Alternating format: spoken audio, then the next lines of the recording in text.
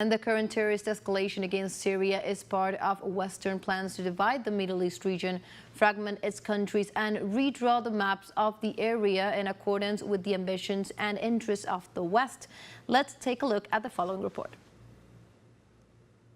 The ongoing terrorist offensive against the Syrian provinces of Aleppo, Idlib, and Hama since last Wednesday, November 27th, has become the main news in the regional and world media. A scenario that benefits the Zionist occupation entity by reducing the international pressure that had been gaining momentum before these events to stop the Israeli aggressive escalation against the Palestinians and their Lebanese brethren. libaneses. The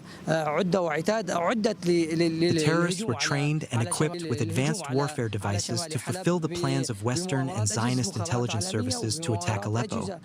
to fulfill several objectives, including diverting world public attention from what is happening in southern Lebanon, from Israeli ceasefire violations, and from Zionist crimes in Gaza, which is currently far from the world media screens. The Zionist occupation entity is the main enemy of the entire Arab and Islamic world, and therefore we consider that this enemy is the only one benefiting from the current terrorist escalation against Syria. So we are fighting the same battle in Palestine, Lebanon and Syria against a common enemy, which is the Zionist entity, and its allies in the United States and the savage West.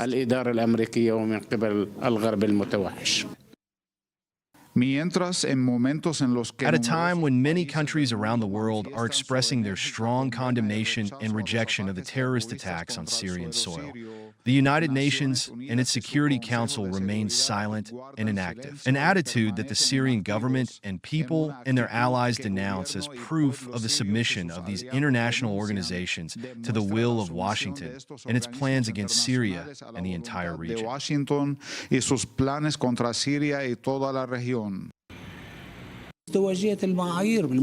We denounce the policy of double standards applied by international organizations and the great powers of the world that sponsor and finance terrorist organizations and use them with the approval of international authorities to fulfill their strategic plans in different parts of the world, including our region, and against our governments that they falsely label as terrorists because they do not renounce their sovereignty and do not submit to their will.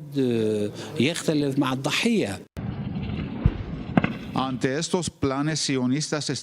the face of these Zionist U.S. plans that threaten the sovereignty, independence, and territorial integrity of Syria and the entire region, the Syrian Arab Army, together with its allies of the Axis of Resistance and with the support of the Russian Aerospace Force, continues the battle against the terrorists, determined to defeat them and thwart the plans of their financiers.